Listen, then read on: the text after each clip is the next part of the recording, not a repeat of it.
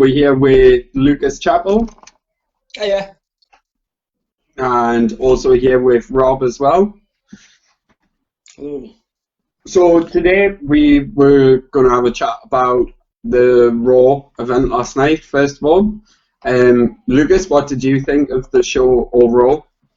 Overall, I actually quite enjoyed Raw. I'm one of these rare people that actually has been quite enjoying Raw since the crowds disappeared.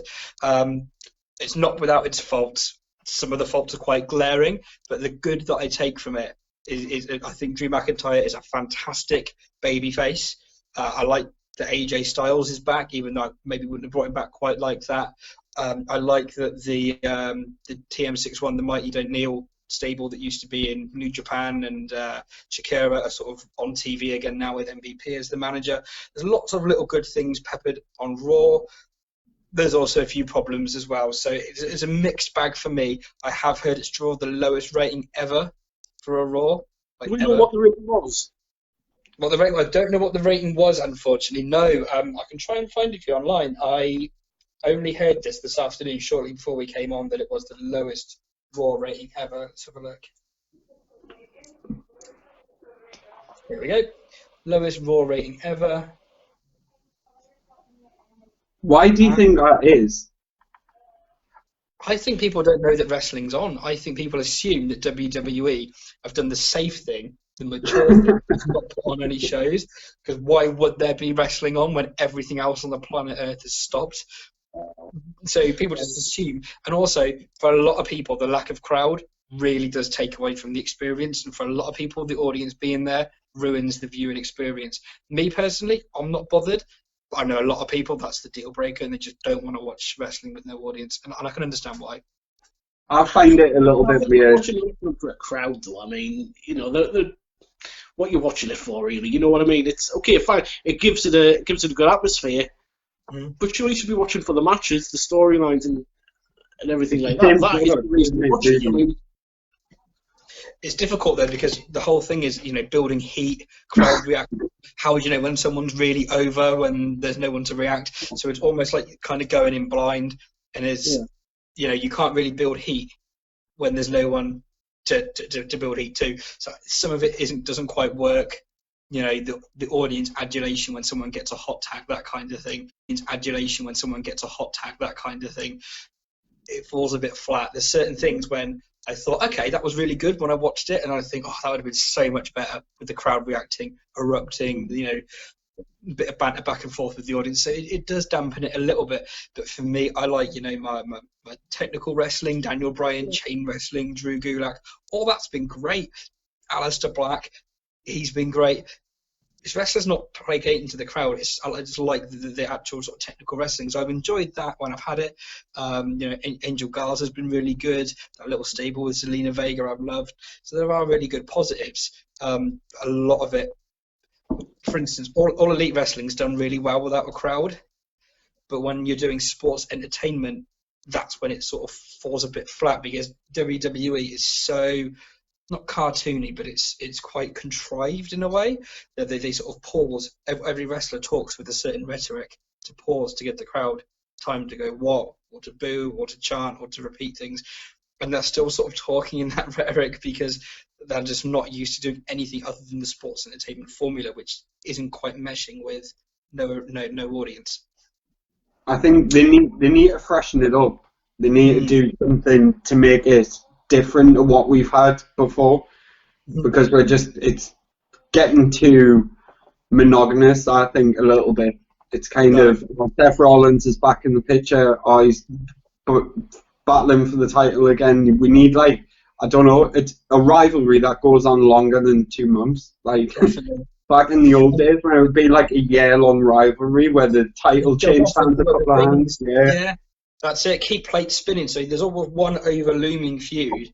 Yeah, they'll go off and do other things in between, and then come back to this feud, and it's all carrying on in the background. Kind of like Cody and MJF in AEW, where they've sort of been feuding since December, yet they've gone off and done other things, yet there's still this overarching rivalry between the two, which no doubt will get picked up in 6 months' time, hopefully.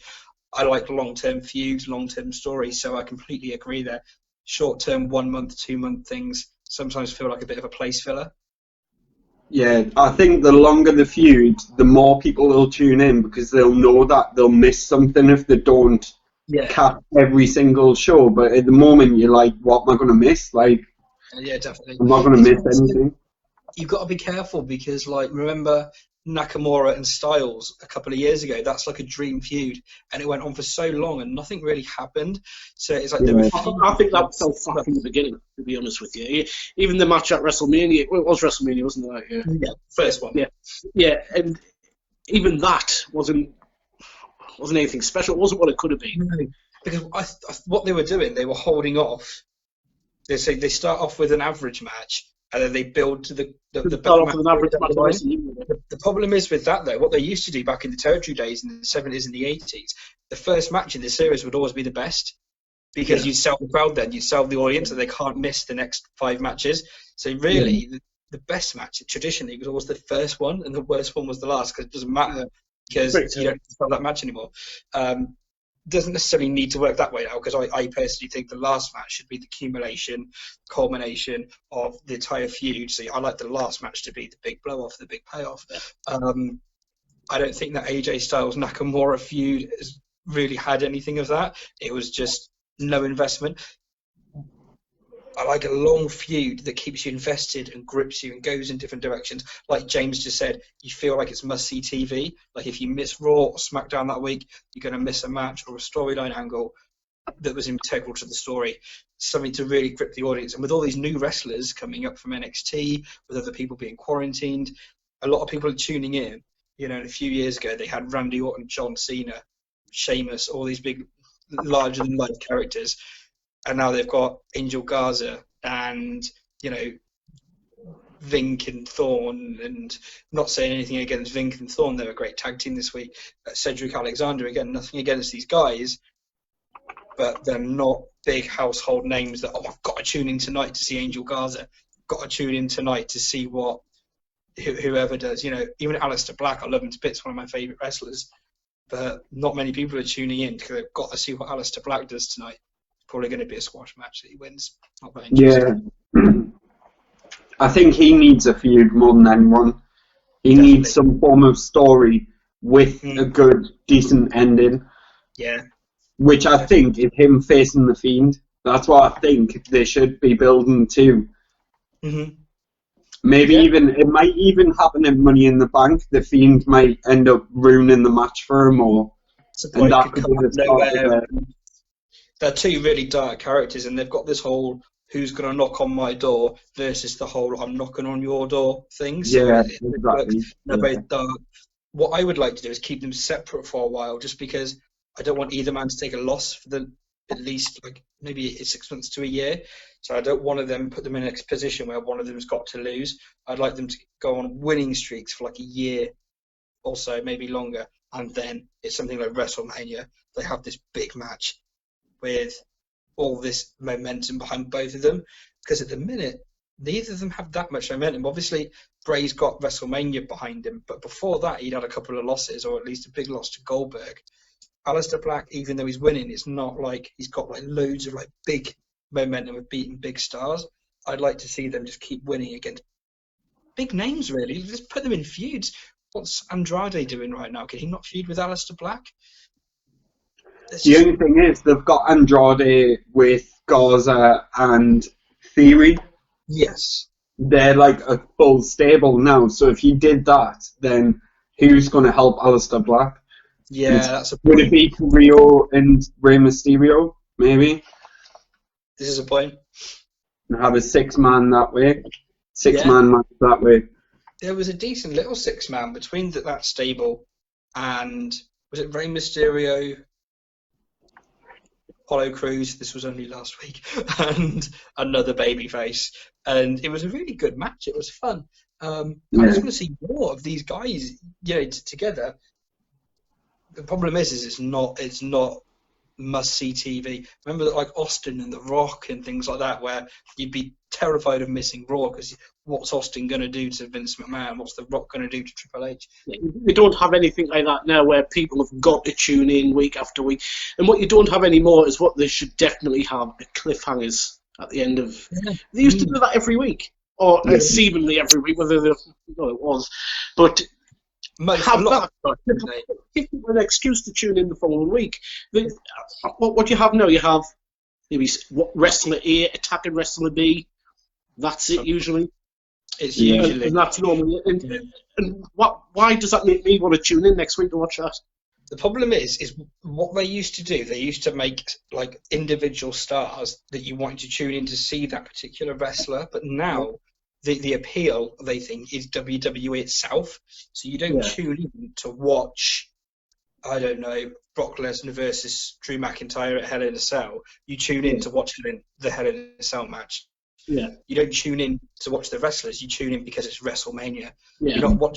You're not watching to see who wins the Royal Rumble because your favourite wrestler's in it and you can't wait to see who he eliminates. Is he going to win? You're watching because it's the Royal Rumble. And I think that's only true with WrestleMania and the Royal Rumble. Only true of those two events. The rest, I think, fans are pretty blasé to it unless they're getting what they want. Yeah, definitely. Oh, yeah, 100%. Yeah. I think they're worried about making big stars because what happens when they leave? Look at The Rock. Look at Austin. So everyone's just on this neutral plateau. You can't be scared of that, though, because if you're going to be scared of that, you're never going to have that next Hogan, Cena, or anybody else like that. You're never going to have that again if you're too scared to create somebody like that, just on the off chance that they might leave and go somewhere else, which is always going to happen eventually towards the end of the career anyway, but get a good few years out of them. And that's why I'd say the handling of Drew has been really good. He's a dominant, convincing babyface that's charismatic, yet he's a badass. And I get behind him. I'm like, this is a babyface I enjoy cheering because he's a scary, nasty, brooding badass. Yet he's cool and he's good. He's a good wrestler, and I want to tune in to see who he's going to beat up. I want to get behind him. He's not cheesy or tacky or cartoony or cringy. He's basically the opposite. He's so similar yet so different to how they've handled Roman Reigns. That they are so similar yet it's night and day. It's complete night and day. Roman Reigns, Joanna White, brilliant wrestler, but God, was it tacky, cheesy, and ham-fisted. I'm so glad they've not done that yet with Drew McIntyre. Have you guys seen what they've done with Roman Reigns recently and how they've tried sort of not talking about it? Just wiped him out, essentially. Yeah. Yeah. What is that all about? I mean, I've read that they don't want to mentioned at all on TV. They don't want any sort of images of him. I think they've been cutting them out of video packages and things like that. What's the issue there? Do we know? I think it's some people are saying he's got heat for missing WrestleMania with the higher ups. I think what it is, heat for wanting to protect himself from a virus because he's a cancer patient. So it's ridiculous. The last person they tried editing out of stuff like to this degree was somebody that killed their family, not tried to protect their family. So it's possible, and I think there is a degree of that because they have. You can't look at the video package on Raw. Seth Rollins cashing in on Brock Lesnar. Wait, he didn't pin Brock Lesnar. He pinned Roman Reigns. But you would never know that by watching the video package because he was edited out. I think what it is with Vince, it's control. He likes to have control, and while he doesn't have control over Roman Reigns at the minute, he needs to have control of the narrative, and I think it's just him doing that. But it is sad to see that they're doing this with Roman because really, it's not his fault that he's doing this. He's doing what I would have done. He's doing what most people would have done. His wife's either about to have or just had twins. He's notoriously got lots of elderly relatives that he sees regularly. Look at the Anawai family. He's a cancer patient that's just in remission, just recovering from cancer treatment. There's a broad spectrum of reasons why this guy should not be in a wrestling ring, touching people, being around people, being coughed on and sneezed on, and out in the general public. He should be at home behind a door. Oh, but hey, let's just wipe him out of everything. If that is true, if that's what it is, that's pathetic. I don't think it is. I truly don't. I think they're going to repackage him. Yeah, I hope that's what it is. I hope so. Because I think that's what he needs. He's not a bad wrestler. He just needs a different image. He's certainly not a bad wrestler. My concern there is there's already one Samoa Joe on the roster. Yeah. I think WWE think that we can't handle two people with the same name. So will he be Joanna White or will he just be Roman Reigns still, just a badass? They'll probably just call him Roman like they did with Murphy. Oh, right. Either Roman or just Reigns. Yeah. And I'll be honest, I don't think that they're going to be changing his name at all. I think he's far too big for that. I mean, with Buddy Murphy, you can see why. In like sort of the mid card names, you can see that'd be like it's not, but it'd be almost like them bringing Hulk Hogan, just call him Hulk. Or you know what I mean? It's not like it's somebody that's main evented WrestleMania, won Royal Rumbles, held the world title multiple times. I can't see them changing his name. A repackage. I mean, he has been he could be either two types. He could be like he was in NXT, the smarmy, spoiled baby face, Mr. Talk to my agent because I don't want to know, clean shaven, kind of looks a bit like a rock star, that kind of I'm better than you. He can do that, but what's much better, I think, is like the silent, brooding monster heel that he can be, a bit like his cousin Jacob Fatu in MLW, just a big, scary, silent guy, kind of like Batista was back in like 2003. Just doesn't speak, hair down in his face, you can't quite see his face, let him grow his beard out, and just comes in, doesn't say a word, just destroys people, changes moveset, give him that big crucifix, sit down crucifix bomb that he does, because that looks absolutely brutal when he does that. It looks absolutely devastating when he does that. Yeah, it's not his signature move. And I don't know if you guys remember Lance Cade, his finisher. It was a sit-down Uranagi, like a rock bottom, but he sits down into like a leg drop as he does it. Yeah. That would look lovely on Roman Reigns, like a rock bottom, but it's a sit-down version. I've only ever seen Lance Cade do it. Brilliant move. No one's done it since, and it would be perfect for Roman Reigns. Change that moveset, make him a badass, make him a heel, make him somebody where you want to tune in. What's he going to do next? Is he going to put someone through the ring? Is he going to rip a ring post off? Is he going to? This guy's a lunatic, but make him cool. Make Roman Reigns cool. Exactly. That's what he would need. That would eliminate the booze straight away. And I think that's what his career needs as well. He's been pretty much the same since he came in, character-wise. I mean, okay, he was here when he first came in. Now but other than that, he's looked the same. He's acted the same. He could do with this, but will WWE do that, or would they have another sort of Cena moment where they know he sells too much merchandise for that to happen? Merchandise, yes. It's a lot. I don't know what they're like when it comes to that. But they could, if they do a good enough job of repackaging them, there could be loads of merchandise there for them to utilise if they do it right. Repackage the face still, but I don't know what they could do with them, but they could certainly keep them as a face. If he was going to be like a face, I'd put him almost like Goldberg was in WCW, and not in the fact that he squashes people, but like I mentioned earlier, doesn't speak, just comes in, doesn't say a word, obliterates the opponents, silent, serious, stern, just cool.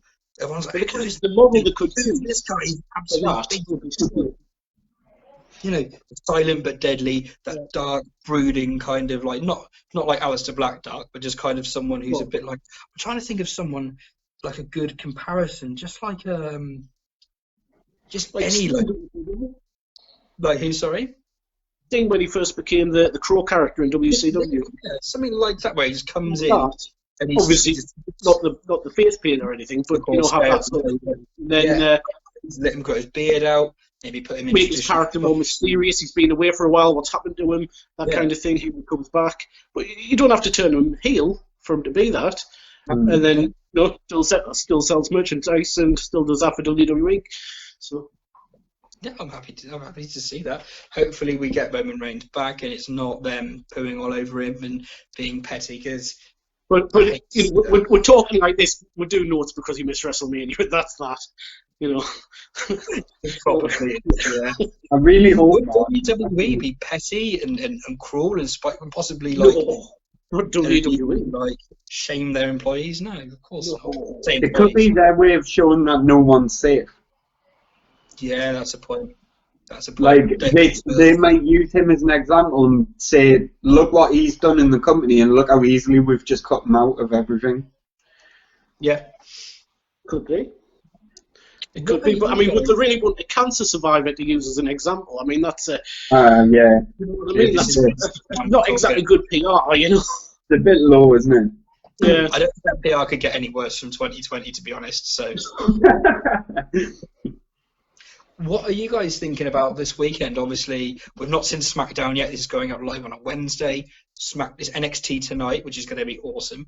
SmackDown on Saturday, but obviously this weekend It's Money in the Bank, one of the biggest pay-per-views, biggest wrestling shows, full stop of the year. It's crazy that it's still going ahead. It's a climb the corporate ladder match. It's bonkers. Tell me what you're thinking, guys, because this is absolutely crazy. I mean, I'll go through the card there because we've got the card in front of us. Is it live? Pardon? Do we know if it's live?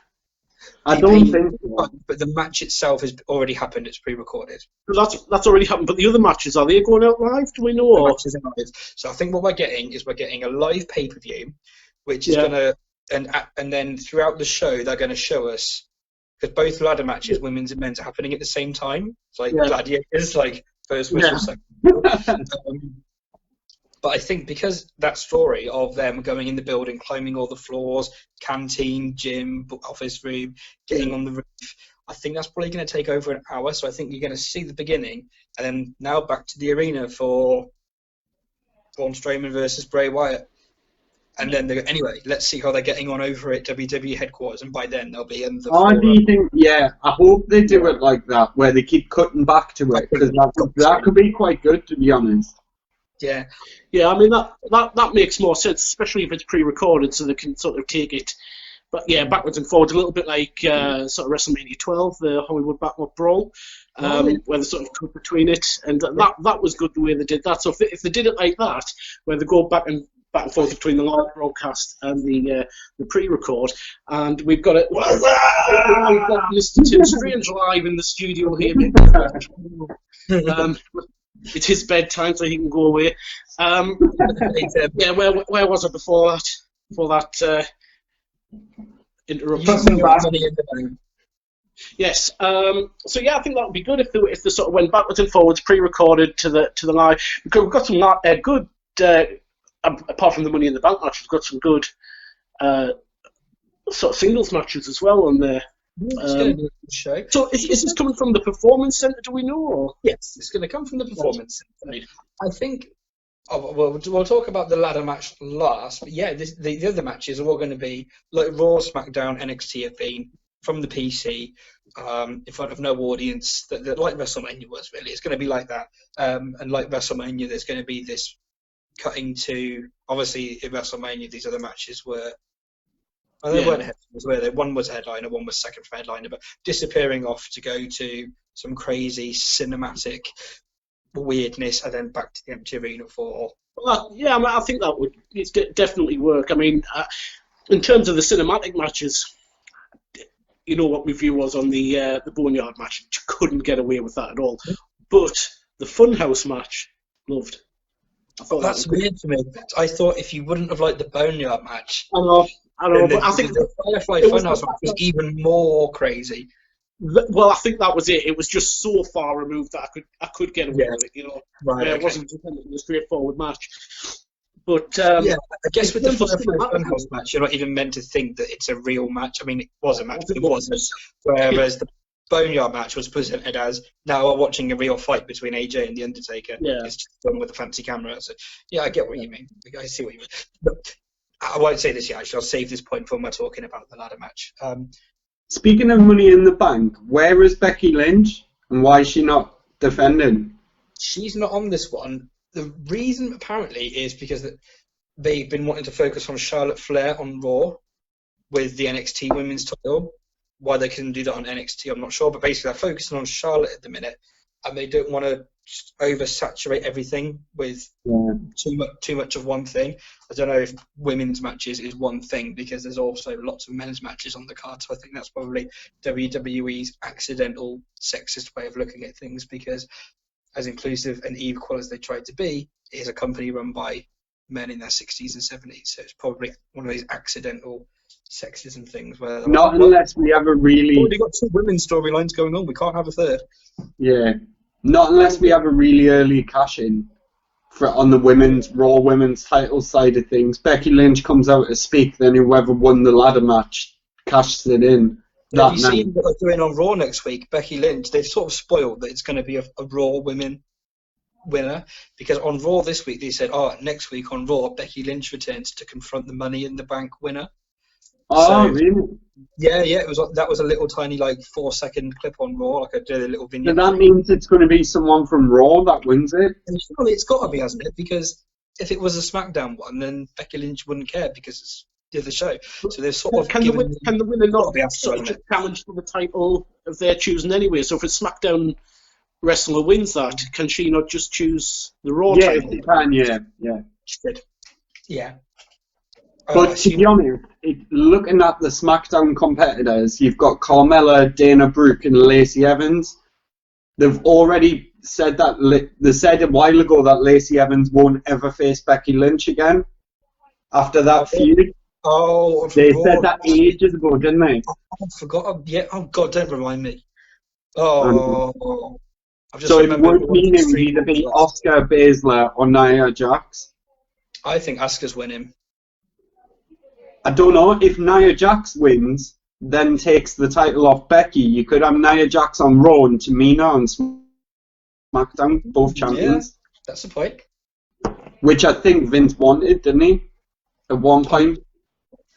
I'm not sure. I don't see Tamina winning personally. We'll go through the match actually. We'll start with that one. Women's SmackDown title match. What are we thinking with that one, lads? Bayley defending against Tamina Snuka. I've got to say Bayley for that. Yeah, James.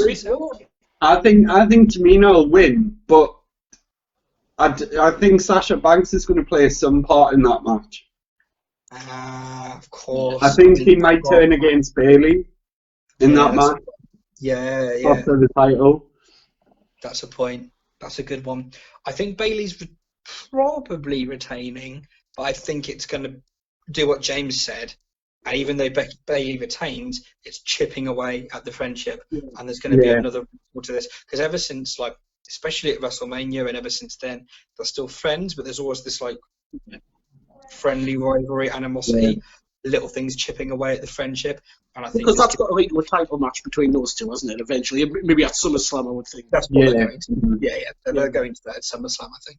So I can't see Tamina winning on that basis unless she wins it and loses it fairly quickly back to her. But I can't see her winning it and keeping it. No, I don't personally see Tamina as one of those. I mean, it's a world championship in a way, isn't it? You've got the best female wrestler on SmackDown. Yeah. It's not Tamina, is it? No. It's Bayley. No, I mean, that's exactly what it is. It is a world championship, and Tamina, to me, just isn't on that level. She's always been mid-card, and she's been around so long as well that I can't even see her seriously in a world title match. And that's, you know what I mean? Yeah. It's like just putting a mid-carder from anywhere else and putting them against the WWE champion. It doesn't. But they've always been like that with women wrestlers. They've never decided who's been a main eventer, who's been a mid-carder. It's like anybody can go for the women's title whenever. Yeah, because they're usually on the same level, and then you've got the 4 horsewomen above, so everybody's even. Yeah. Slightly above them, you've got Sasha, Bayley, Becky, and Charlotte. You just got them sort of 4, and poor people like Asuka and Io Shirai, and all these people are just kind of like, what am I doing, please? Yeah. I would say about Kairi Sane, one of the best wrestlers in the world, floundering on Raw at the minute, which is such a shame. Yeah, it really is. The other matchup we've got is the Tag Team Championship. The New Day against Miz and Morrison, against the Forgotten Sons, against the Lucha House Party. That's going to be... Because that big spot at WrestleMania, or they're saying it was that big spot, it probably wasn't because there was a crash mat there, but Jimmy Uso's blown his knee out. He's going to be out, like, he's probably going to return at the Royal Rumble. He's gone for like a long time. Wow. That's why the Forgotten Sons have been called up like quite makeshift, because if you look at the feud, you can quite clearly see where the Usos were meant to be. Yeah.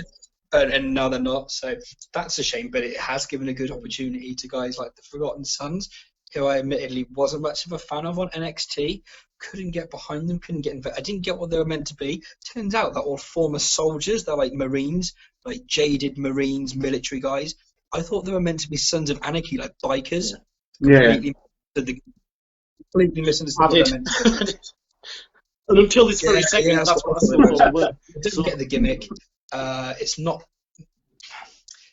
What I would say is I like them a lot more since they've been on SmackDown than I did on NXT. Sometimes coming up to the main roster, in inverted commas, can be a good thing. Look at Elias, Baron Corbin, a couple of others that really weren't getting over, weren't that popular at NXT, bring them up to the main roster, and they're just kind of they just fit the sports entertainment module a little bit better than look at Ricochet. He was awesome in NXT. Come up to the main roster, and he's just been treated like he's slid down the card. Forgotten Sons, I'm more invested in them now than I was when we were in NXT. So kudos to SmackDown for doing that. That's one of the few things that I'll praise SmackDown for, is making me care slightly about the Forgotten Sons. I'm not going to say I care about them completely, but who do you want to win the match? Who do I want to win? Probably New Day retain. I don't know. I think Miz and Morrison. Yeah. That's reminded me. The hacker guy. The hacker guy that's been popping up. He was on backstage, when they were all talking like we are now on their little webcams. All their little boxes turned into that symbol, and he appeared and he was said some mystery things going to happen, blah blah blah. And the date that he put in was the Money in the Bank date on a mobile phone screen, and his little symbol has been popping up every time Miz and Morrison have been on TV.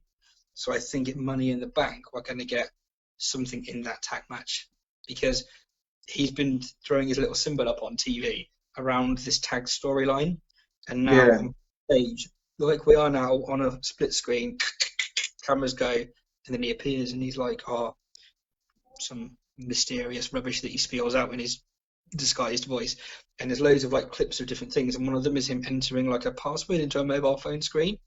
The numbers that he keys in is this Sunday's date, which sort of implies Sunday he's going to reveal something. Looking at when those little things have been, I think. Do you think we're going to get to the reveal of who he is on Sunday? Oh, maybe. Or they. And do you think that being the case, it could be either Miz or Morrison? I think it's Mustafa Ali and Chad Gable, but I could be wrong. I could be wrong on that. But imagine if it was Jason Jordan. Oh yes, I miss Jason Jordan so much. Really Good son. Jason Angle. Spoilers, right? It's Hornswoggle next. Well, it's going to be Hornswoggle. Of course, it's Hornswoggle. But I think what we might get is Miz and Morrison, maybe some friction between the two. It might be how he spies on people through hidden cameras and stuff. Maybe Miz has been this tag team wouldn't be anything without me, blah, blah, blah, blah, blah, or they only lost the titles when I wasn't there. If I would have been there, we wouldn't have lost the titles, something like that, and then that leads to dissension, and maybe a good John Morrison singles push, because John Morrison's a star. Yeah. He can really go on his own. I wouldn't mind seeing this drag out a little bit longer, because I am enjoying Miz and Morrison in their chemistry together. But if we get John Morrison as a single star out of this, and a good one, not just one that's used for a couple of months and then relegated to main event or whatever it is, or whatever it is, superstars, one that's treated decently, maybe gets a run with the Intercontinental title, maybe gets put in a main event feud. Imagine John Morrison and Daniel Bryan at WrestleMania in a 20-minute classic. Let's use it. Let's let wrestlers be cool and entertaining and let them wrestle. It's not hard, is it? I don't know. One of the things I've been saying for a while is, when will the New Day break down? So it could be related to them rather than Miz and Morrison. Yes, the long awaited. Could it not be Xavier Woods? Could be. It always says as well, the truth. You will learn the truth. And I was thinking, could that be anything to do with our truth? I hope so. Yeah, it's him. Because he tagged with the Miz, didn't he? When he tagged with the Miz, that was probably their highlight of both their careers. It was the best storyline-wise. Do you know when they broke into the Hell in a Cell match? Yeah. It was amazing, that was. I forgot about all of that. Yeah, 2 mid-carders just got thrown straight into the main event. It was mint. Yeah. It was really good. Oh, guys, we have 30 comments on this chat. I've only just realised. Luckily, Damo has been responding to people. Very good. Obviously, Colin Barker's been commenting. The genius, the ginger genius. Oh, the ginger genius. Hello, Colin. I love that guy. What an awesome dude. He did say hello to you as well, Rob, on the comment. Oh, let's have a conversation like this for the rest of the show. Me and you, Colin. He thinks Bailey retains as well. Yeah, and we had a bit of back and forth banter with our demo, so that's good. Good to see. I can't view any more of the comments. I don't know why. My laptop's not very good, but yeah, I can't on the computer either. I think there's like a issue with it. Oh, that's us from 5 minutes ago. I look like a bloated corpse, don't I? So going back to the Money in the Bank pay-per-view itself, what do you think of Strowman against Wyatt? Well, I'm hoping that Strowman has just been a transitional champion, and I hope it goes back to Wyatt at the earliest possible opportunity, which is Sunday. It really needs to as well. It's a massive mistake making Goldberg champion in the first place. Definitely. And you guys are ranting about how they shouldn't have done it. It's almost like putting the belt on Goldberg and taking off and squashing the Fiend's momentum was a mistake. So they can sort of redeem things on Sunday by giving the title back to him and giving him the push and the run that he really needs. And when I say that, I mean at least 6 months to a year. I would have him as champion. I agree. No, do you know what though? I'd almost like to see the Fiend stay away from the championship picture for a bit and let him. Unless you do what you said and let him keep it for a year. But the thing is, I would worry when the Fiend has the title, he's just going to lose it to Roman Reigns, and that's the only reason they're ever going to put the title on him is for him to drop it. But the temptation is always to take it off him and give it to somebody else, isn't it? Or Goldberg. This doesn't make sense. But then could Wyatt not hold it for when Aleister Black wins it next year at WrestleMania? That's another good one. Certainly could. I wouldn't mind seeing that if they hold it off to Mania. But then they would have Reigns beat Aleister Black for the title on the Monday after he won it, wouldn't they? Exactly. It's going to have to be, isn't it? Let's face it.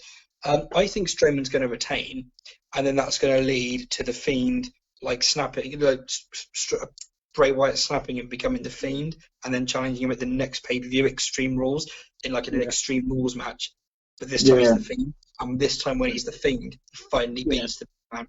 I think they're going to do it that way. Oh yeah, because this is just Bray Wyatt, isn't he? He's just Bray Wyatt for now. Yeah. So I think what you could do is have.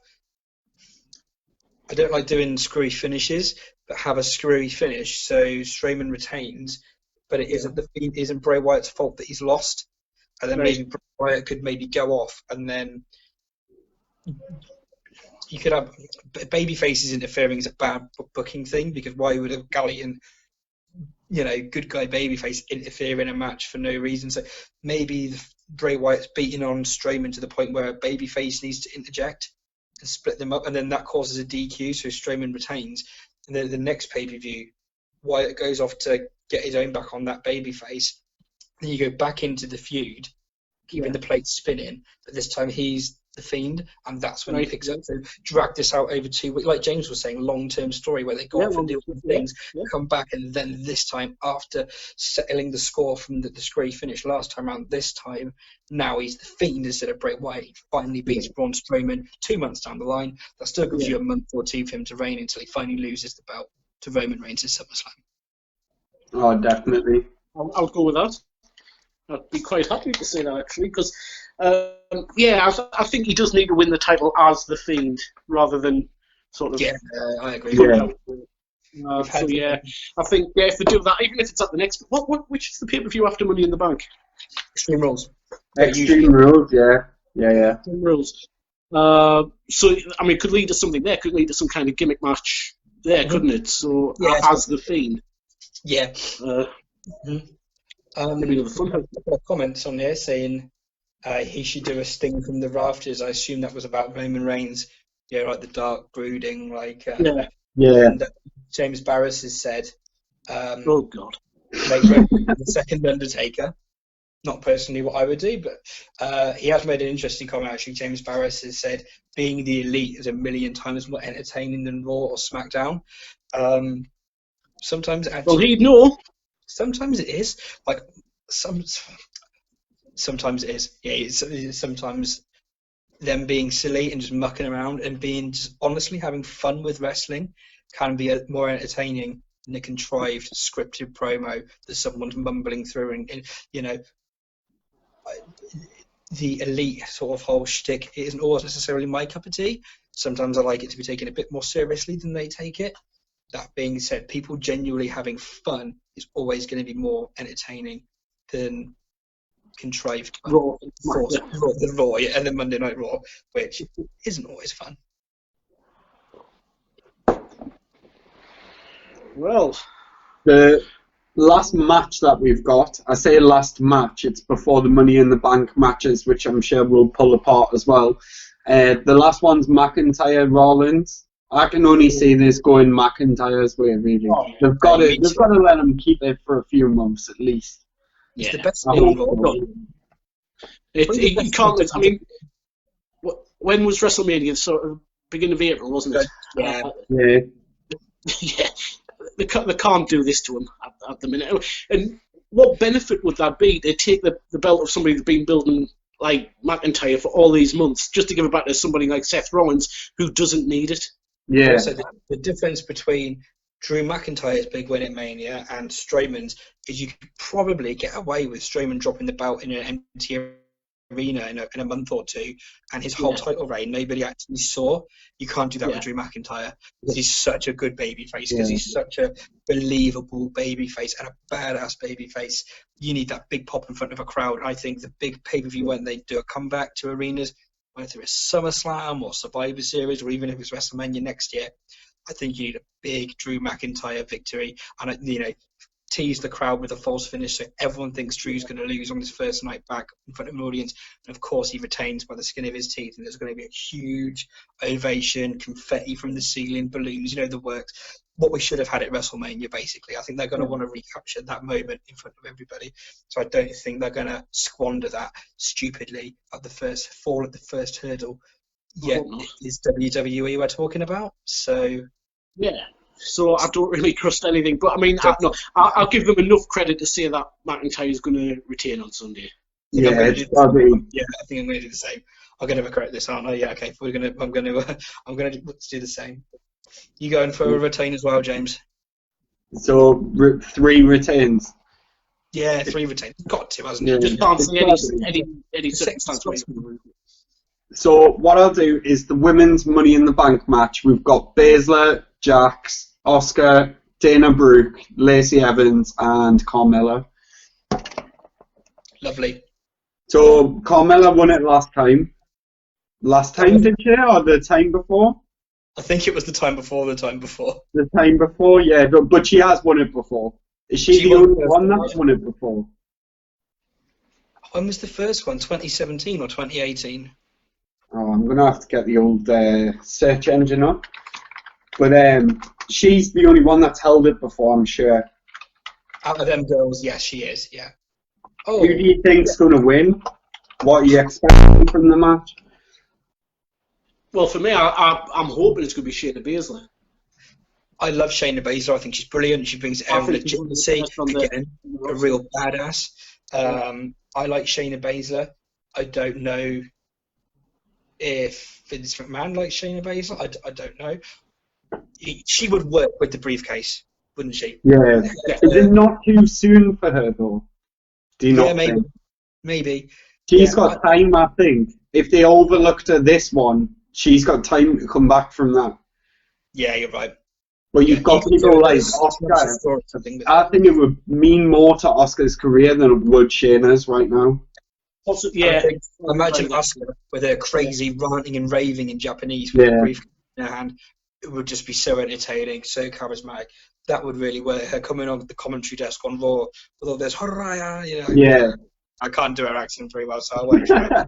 My Japanese isn't my forte. I wish it was, but I won't try and imitate it because I'd only fall flat. But that brilliant ranting and raving, aggressive in Japanese and Shinto, with that briefcase in her hand on the announcer's desk when she's doing commentary or when she's it's just going to look so cool. I want to see this.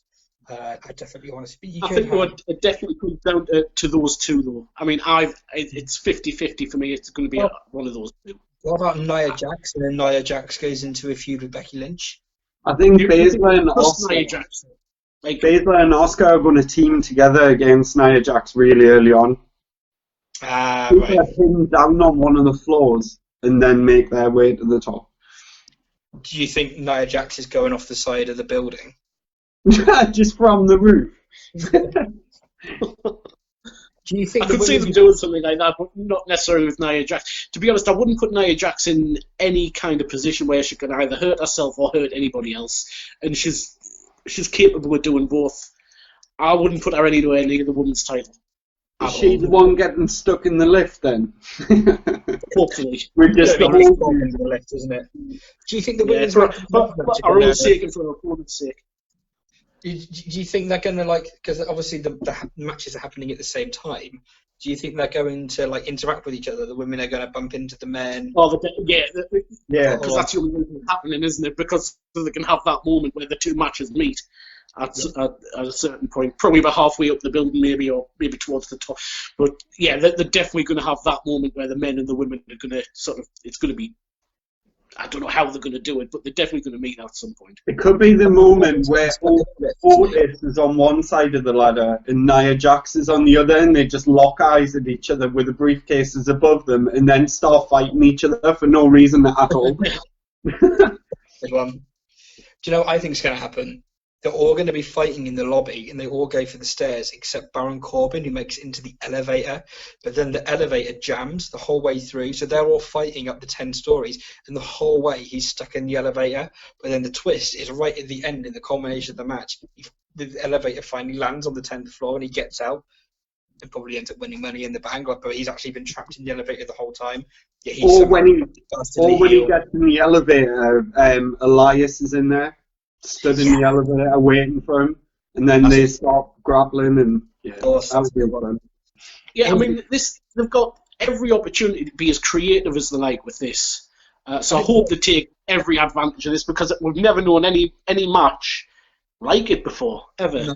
So they've really need to pull out all the stops with this one. And I think they will, because I mean, like I say, I wasn't a huge fan of the Boneyard match, but I appreciated the creativity of it. Me too. But I was a big fan of the Funhouse match. And also, as well, if they also take an angle like, especially when they get to the ring at the top, if they take a sort of angle like that Ciampa and Gargano match from NXT a few weeks ago, how that was filmed, that's exactly what I was going to say, Rob. To that point that I said earlier, I said I'll save that for later. It was Ciampa Gargano. If you're going to do a cinematic match, for me, make it like that, because to me, that didn't have anything supernatural or unbelievable, or to me, that was just a real fight that just happened to be filmed in a fancy camera. That was all it was. It was portrayed like a movie. There's no reason why that wasn't a real fight to me. To me, that was gritty. It was realistic. It was brutal. There wasn't anybody teleporting or, any of the silliness that you might get in the Broken Universe or any of that. It was a real gritty fight, just filmed like a movie. And I think that's what this match needs to be. Although I think this is going to be a silly version, because you're going to have someone getting the mashed potatoes in the canteen, someone getting their head in the photocopier in the office. The sports. We've got to expect that. Yeah, I mean, we'll get that, but I think they've got the opportunity there, and they will, I think, be very creative with it. I hope so. Anyway, fingers crossed. I think so. What rooms? Because WWE since the late 90s have always teased peeking into Titan Towers, haven't they? Like there was that advert, like what was it called? I can't remember. There's an advert where Vince McMahon talks you through Titan Towers and Mankind's there and the Undertaker's there. Yeah, that was not the Super Bowl advert in 1999. Yeah, it might have been that. Yeah, and then Brock Lesnar turned up there that time. DX were there to put the logo. So they always see bits of this. Sometimes you see Vince McMahon's office in things on WWE.com. I think people have fantasized about this for a while, seeing people actually go in there, smashing up the gym, getting plates of beans thrown in you in the canteen, and your head in the waterfall in the lobby, all these crazy things. I think you could do a video game or like a mode in the next 2K game, or if they don't do 2K because that relationship has failed, whatever it is, Ukes, whoever, the next WWE video game, you could have a mode where you have to go through the 10 stories in And for me, I think almost certainly we're going to be in Vince's office at some point. Yeah, I was just thinking that. Or in the office part where loads of people working on their computers and they're just being thrown across tables and things. It would be quite funny to watch that. Yeah. Do you know what they should do? I don't think they will, but what they should do, do you know he's got that real Tyrannosaurus Rex skull in his office? Yeah. They should take it down and then put it away somewhere safe and put a replica one there that looks real and have someone take it, smash it over Otis's head, or have someone go through Vince's desk, or get that T-Rex skull over someone's head. I didn't even know he had a T-Rex skull in his office. I didn't either. In his office. Yeah, he's got a T-Rex skull in his office. It was given to him by Triple H as I think it was a 60th birthday present. But there's quite a lot of connotations there, like you're old, you're a dinosaur, you're going to be extinct, and then there's kind of like an I'm coming for you kind of element here, where you've got a T-Rex skull in your office because you are a dinosaur and you're going to be extinct. There's kind of this like little line, little wrinkle in the like. Yeah, it's a gift. So it's a nice present. I'd love a T-Rex. I wouldn't mind that. That'd be cool, wouldn't it? But yeah, I mean, in terms of this, it's got going to Vince's office, the gym. Obviously, we're going to see that. Yeah. I mean, they've already teased that in the advert. What about the mail room, like where all the post and that goes? That's a good one. That would be according to Net, there's like an underground car park as well, which would make a good place for a fight scene to happen in the underground car park. They could do. They go in the mail room and you catch Drake Maverick with his P45, just like trying to hide it. That's brilliant. Who would you have winning the women's then? Did we agree what, Oscar or Baszler? I think Oscar for me.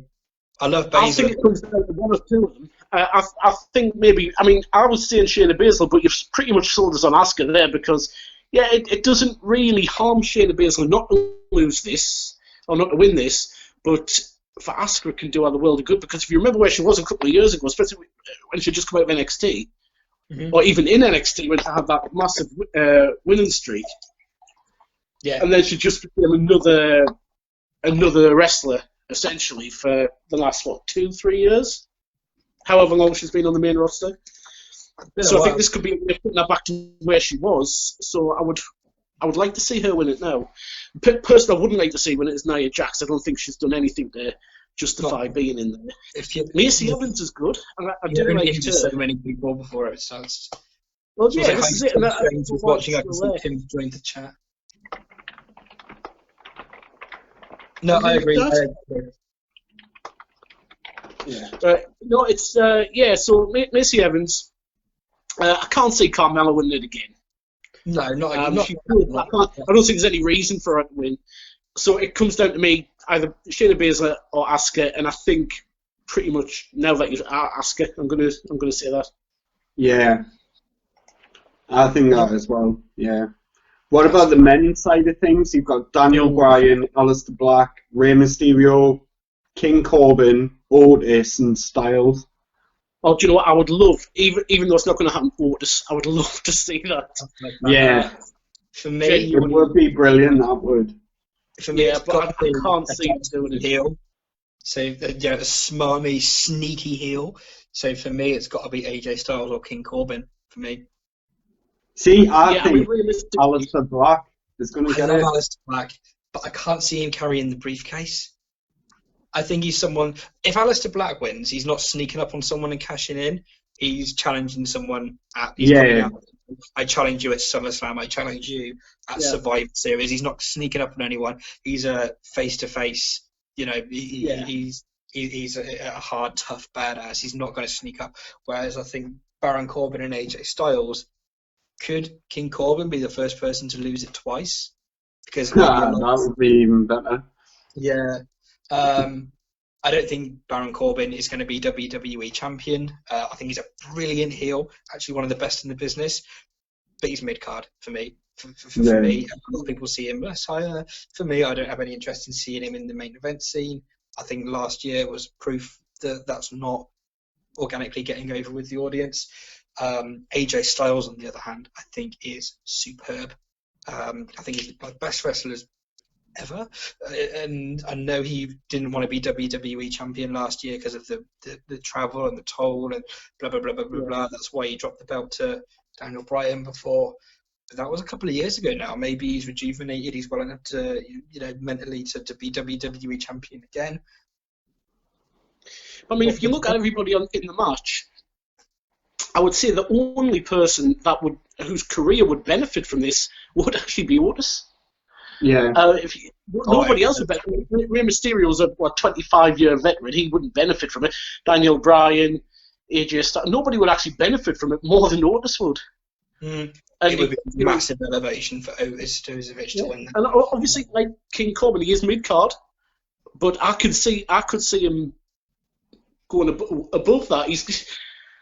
I know he's not exactly like the sort of kind of person you would expect to win the WWE title or Universal title or anything like that, but he's good enough to do it. And I would say do that. I would say pull the trigger and get him win the Money in the Bank on Sunday. Yeah. We could imagine him coming out gloating with the cape and the crown. And how they introduce him: former United States champion, former Golden Gloves champion, former blah blah blah, Performance Center's favorite son, two-time Money in the Bank winner.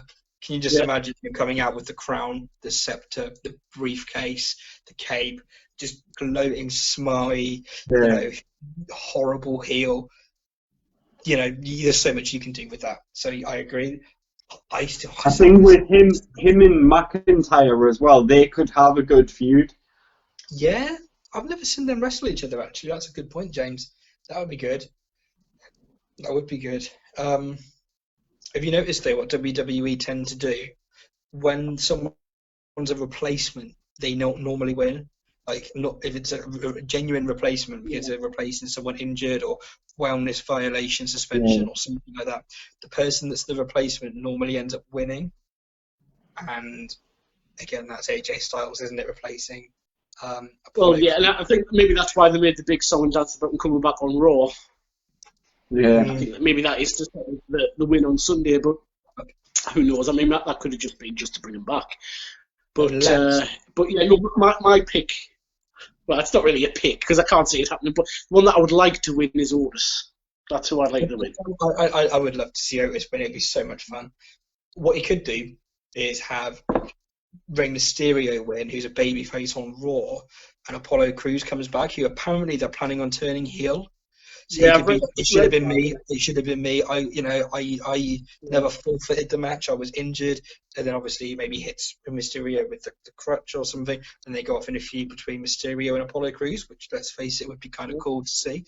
Maybe you do something like that. Apparently, they're going to Apollo Crews with the Mighty Don't Kneel, which is Brandon Vink and Shane Thorne. They were a stable along with Mikey Nichols and Bronson Reed over in Australia. And in New Japan, in Chikara, those sort of four, and there's a few others of them. They've been in a big stable. I think there was a variation of them were called TM61 in NXT before. So those guys. Those guys are all a part of that stable. They're on TV now, and they're sort of being used as preliminary guys, as jobbers. Actually, they've got a lot of history of being really good wrestlers in Japan and Chikara. So maybe we might see Apollo Crews aligned with them and MVP as the manager. We might get something there, maybe. I don't know. Clutching at straws, but I think Raw itself is clutching at straws at the minute. Yeah. Do you think there's going to be a couple of more matches announced for Money in the Bank? Because there's only 6, and if the ladder match is going on at the same time, the men's and the women's, then that's half of the possible time, isn't it, really? SmackDown this week, it's Mandy Rose versus Sonya Deville. Great, I'm looking forward to that. Yeah. I think it's a schmoz finish, and that means the rematch is at Money in the Bank, and we get Sonya Deville and Mandy Rose in a 5-10 minute match. As the kick-off show match. Kick-off show. Yeah. What's Shinsuke? On the pay-per-view, you have only got 6 matches, and if 2 of them are happening at the same time, that's going to reduce the length of the pay-per-view. And we've still got SmackDown to come, and we've still got could they throw an NXT match in, do we think, of the back of tonight's show? Well, Charlotte is wrestling Io Shirai tonight, which I'm going to lose my mind over because Yeah. Io Shirai is the best wrestler in the world. Best wrestler in the world, yes. I cannot wait to see that. Anything But involving Io Shirai. it's also Adam Cole against Velveteen Dream tonight as well. God, yeah, of course, yeah. That's going to be fun. So both of those matches could have been on the main Money in the Bank pay-per-view. Yeah, I don't see why they haven't. I agree. Really Completely agree. I think given the climate and the situation and the way the world is, I think that's exactly what they should have done. 100%. Yeah. Probably, I'd be surprised if that wasn't what somebody backstage was campaigning for, but it was shot down. I imagine Triple H would have at least suggested, come on, let's put this on the pay-per-view. Like you said, both those matches. Is Killer Cross going to debut tonight? Apparently he is.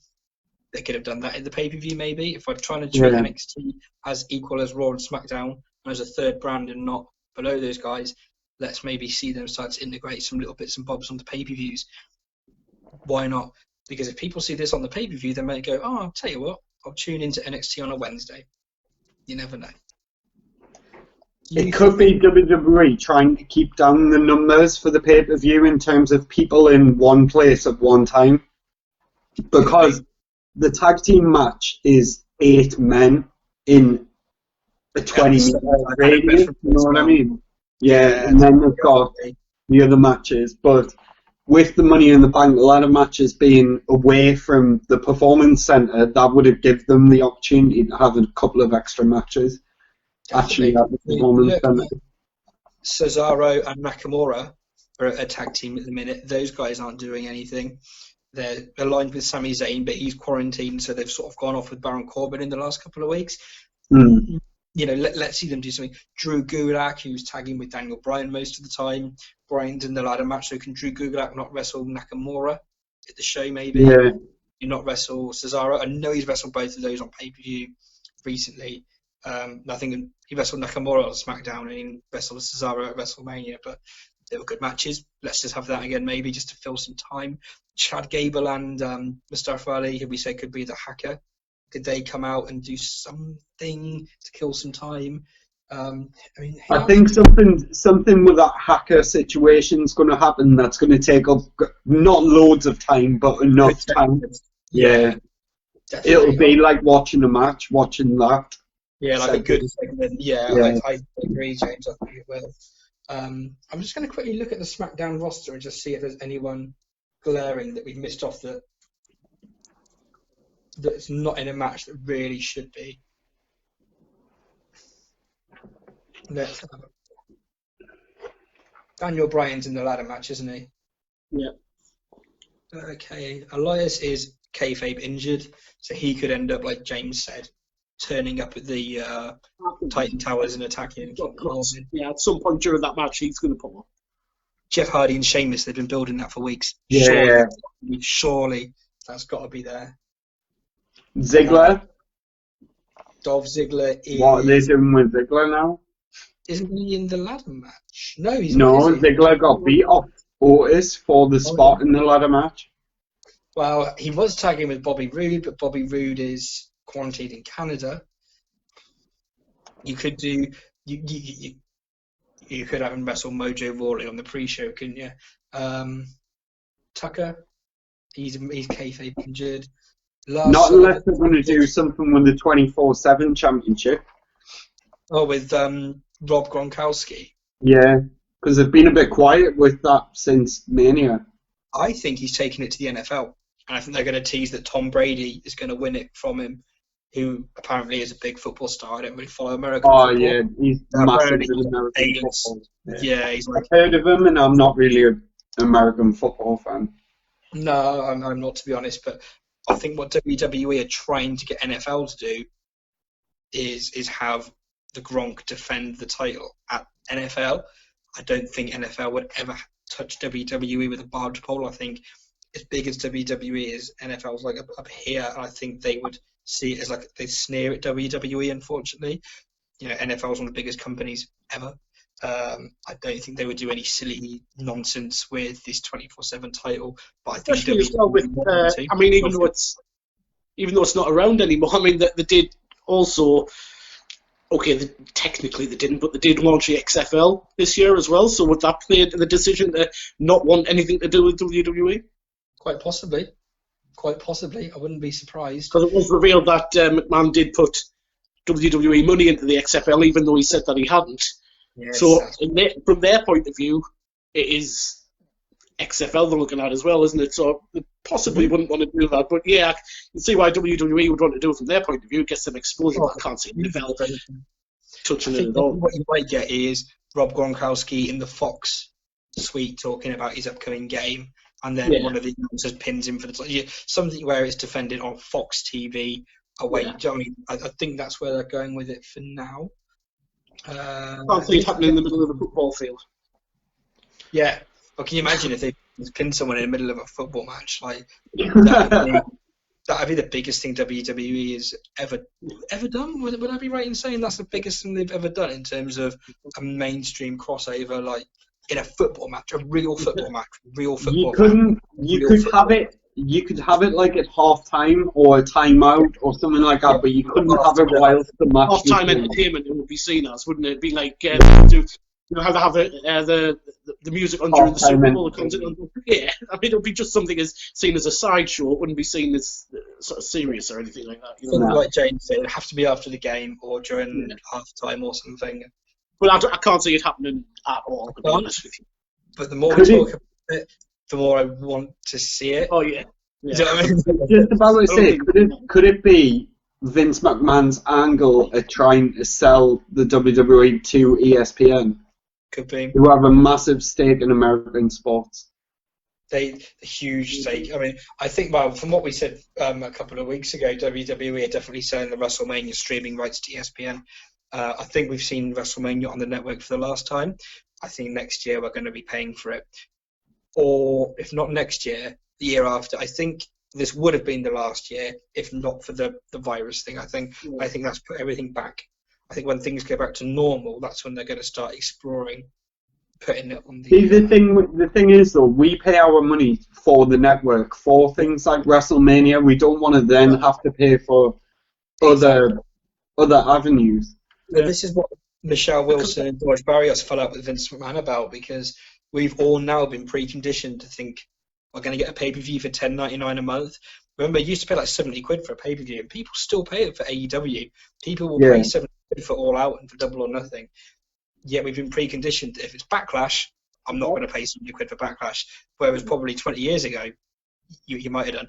So WWE Network, their subscribers are never higher than around WrestleMania season. So they always seem to top over 2 million around WrestleMania. So what's this going to do to them for the rest of the year? I mean, the network's still going to be there. They're not talking about cancelling the network. So what's going to be going on there? They're going to be doing more network specials, or they've got to do something. Vince sees it as a lost cause.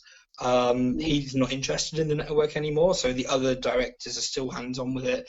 I think it's going to be old footage, network specials, documentaries. Still going to have 205 Live in NXT UK, which is still worth checking out. The network is one of the best things WWE has at the moment to utilise.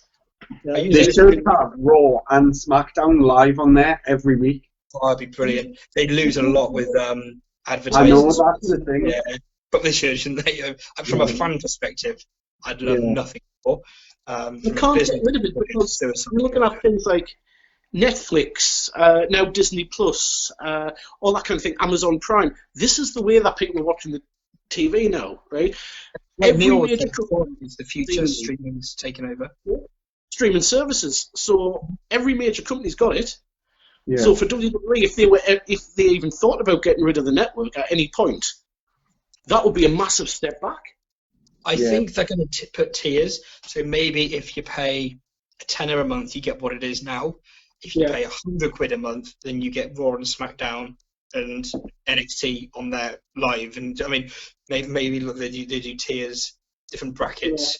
So if you pay 100 quid a month, you get, maybe not that much. I don't think people would pay that. But if you pay 70 quid a month, you get Raw, SmackDown, NXT, Evolve, Progress, and ICW, and all the other little things they're affiliated with. You get all that on there, unrestricted, everything. If you pay 50 or 30 quid a month, you get some of that, but not all of it. Pay $9.99, you get what you get now, and maybe they even do a free version with just free clips that are on WWE.com YouTube channel, basic stuff. And that way, there's like 3 or 4 tiers. You have the free one, or there's one that costs £70, and that way, if people are paying £70 a month for the network, that's their money back that they've lost on the pay-per-view subscriptions. And the thing is, with what you're saying is Vince sees it as a lost cause. He surely must have known this 6 years ago when it launched. He must have known this. Yeah. Apparently, he thought that as many people would buy the WWE network as subscribe to Netflix. Oh, God. But a lot of people watch films and TV. Yeah. Not all of that watch wrestling. You know, it's yeah. It was like, what if they to be fair, what does Raw get now? Around about 2.5 million viewers a week in America? Just maybe over a million this week. Yeah, right. So every one of those aren't going to be subscribing to the network. Only a fraction that's going to subscribe to the network. So he must have known this, and this couldn't have come as a massive shock that he was eventually going to lose money on WrestleMania. Mm-hmm. He must have known it. I can't, under any circumstance, see how he could have thought that it was going to be. From what I've gathered, he was saying that all along, and it was George Barrios and Michelle Wilson that were pushing for a cheap network subscription with all the pay-per-views on, and it was Vince being money conscious and them being fan conscious, and I think that's why he sacked them in the end, because he was fed up of it. Right. Yeah. But I think in terms of the network, it's not. Well, I hope it's not going anywhere anyway, because I love content, especially the archive stuff. I mean, I can sit there and watch that all day anyway. The older stuff. Yeah. All the territory stuff, all the AWA stuff. To me, that's the best thing about the network, is all the old school territory stuff. Oh yeah, I love just sitting back and watching all the old stuff. But I mean, it's we are conditioned now to be able to get every single pay-per-view, Royal Rumble, WrestleMania, all of it through the network. So when that finally happens and they go see it ESPN or wherever it is they end up, then they're going to take a massive hit in terms of subscribers, I think. Yeah. But you find a lot of them subscribe for WrestleMania and then disappear anyway. So not all of them, obviously, but a portion of them do. And maybe less say for SummerSlam. So you get people coming and going. But yeah, the network will probably take a big hit when this finally happens. If you notice, they used to ridicule people for using their pay-per-view service when you could get $9.99 for everything.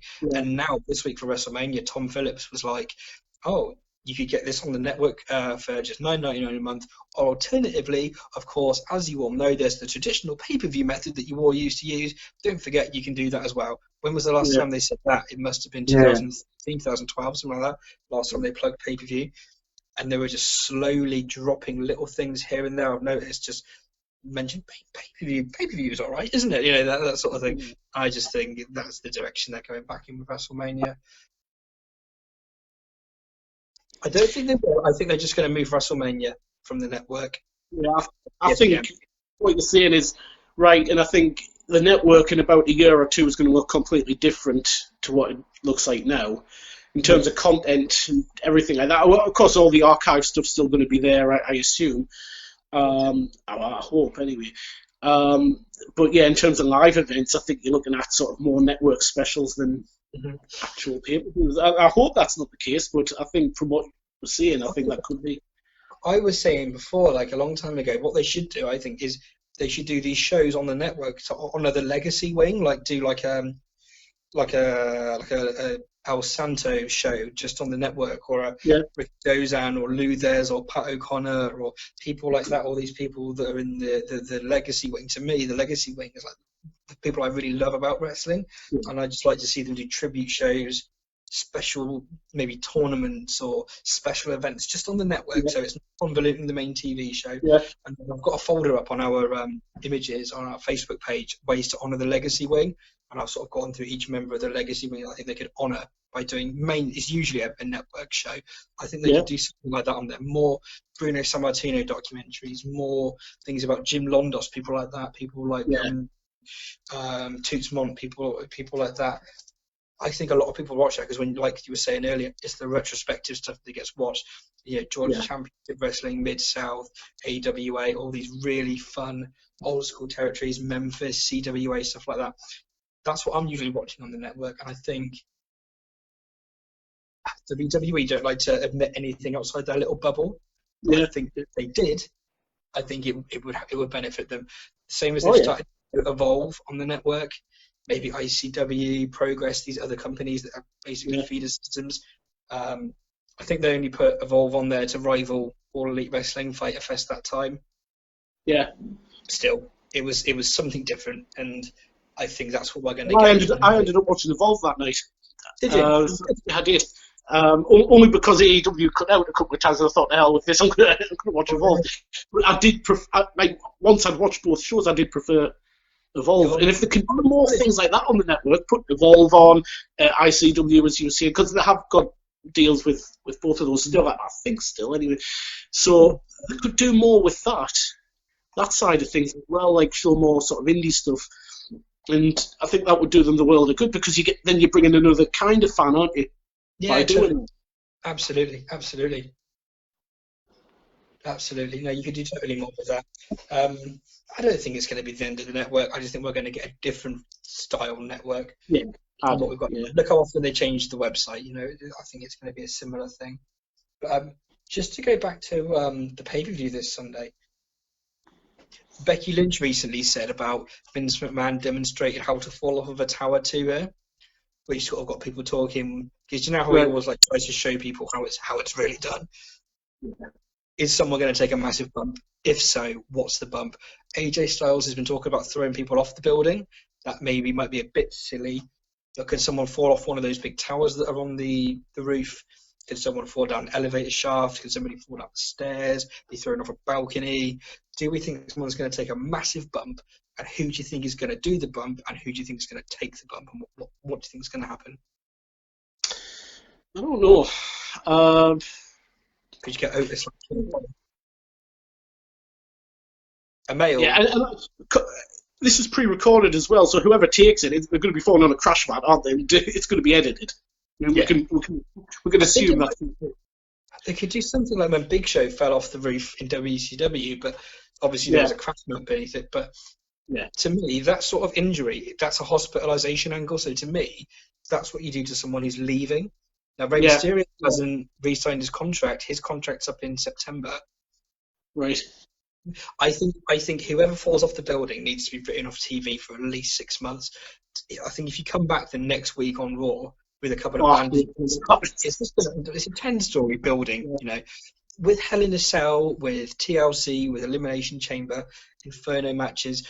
We've got this like allure of what damage happens to a wrestler, but we've never been in a Hell in a Cell match. We don't really know what it's like to be thrown into that unforgiving steel. It could put you out of action for 6 months. You might actually be fine. We don't know. So in our heads, it's this crazy thing that we don't know. But we can all relate to being thrown off of a 10-story building. We know what happens. You're going to break every bone in your body. You're going to die. Your organs are going to go splat. Your eyes are going to come out your sockets. It's not going to be very pleasant. You're going to die. All right. Oh my God. What I'm getting at is they've suddenly grounded this now in reality with AJ Styles saying he's going to do this.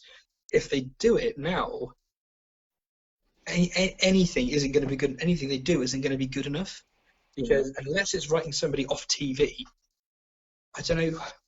The only thing I can think is those big towers on top of the roof, and they're about 30 foot high. Have someone maybe fall off that onto the rest of the roof, maybe? I don't know. How do you explain someone's fallen off a 10-story building? You can't. One surviving, you can't. And survived. I mean, unless it's a character like The Undertaker or The Fiend. Well, you can't really throw somebody off the side of a tower like that and expect them to survive. So I'd rather them stay away from that full stop, to be honest. I would like to see a big, impressive, crazy, oh my God spot. I don't think going off the side of the building is feasible. Not the side of the building, but because you couldn't really film that in a way where it would look impressive, because I think it would need to be edited. They would need to fall on a crash mat, and then they would need to be edited after that. So I don't really think you can do that where it would look so impressive, like say where it was Mick Foley falling off the cell or something like that. It wouldn't flow as well as that. Great. I'm looking at Titan Towers now, and it's a skyscraper. It's huge. It's a gargantuan, massive building. I don't know, unless there is some sort of caveat, like they fall into a river. I don't know.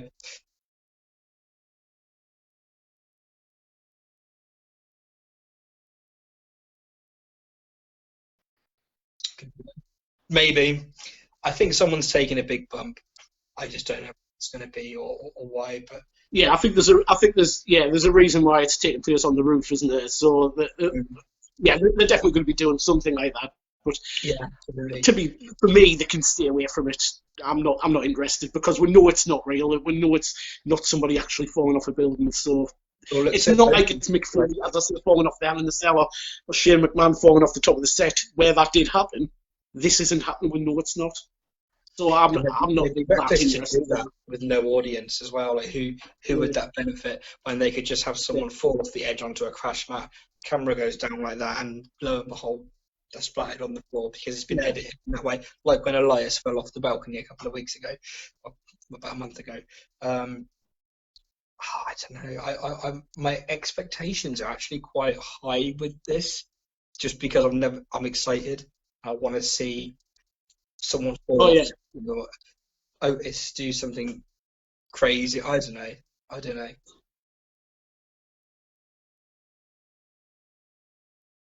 Yeah, it's a shame he's not really, because he would jump off of something really tall. I want to see the pictures of Titan Towers.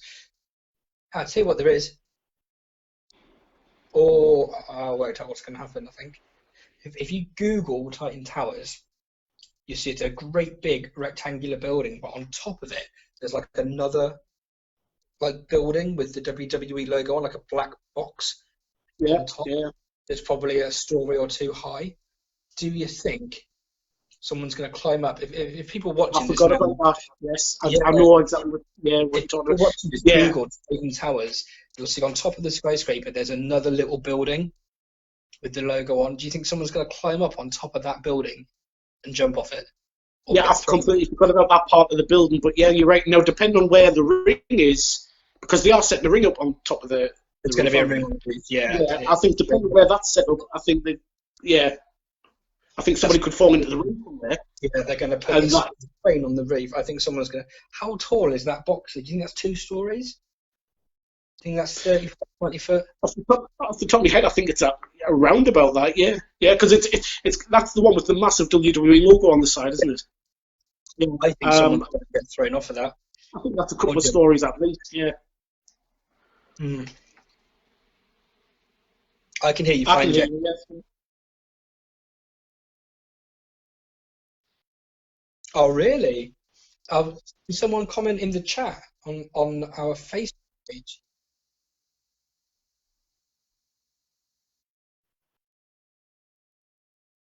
Really? Okay.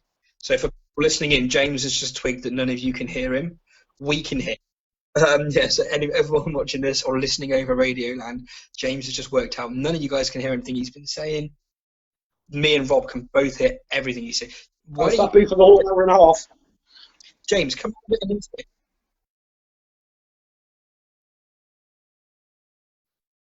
Yeah, I think we've actually covered everything we wanted to speak about. I think so, yeah.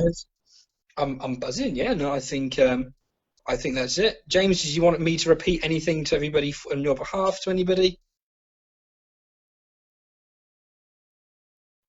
James says thanks for listening and he hopes everybody's staying safe. Likewise, I reciprocate that. I hope you all enjoy Money in the Bank this weekend. I know I certainly will. Thanks for listening. My favourite song of all time, a man after my own heart. Brilliant. So, Raspberry by Bonnie Tyler. Oh yeah, James is just The song we're going to be cutting to is Ravishing by Bonnie Tyler, which is one of my favourite songs. If you know whose entrance theme that was, a famous wrestler, email into the studio. That's Nova Radio, studio@novaradio.co.uk, studio@novaradio.co.uk. Or if you're watching us live on Facebook, comment in the comments of this live chat. And I will say that if you get it right, you will be getting tickets to Money in the Bank this Sunday, courtesy of Nova Radio. You won't. That's a lie. Okay, well, I do try.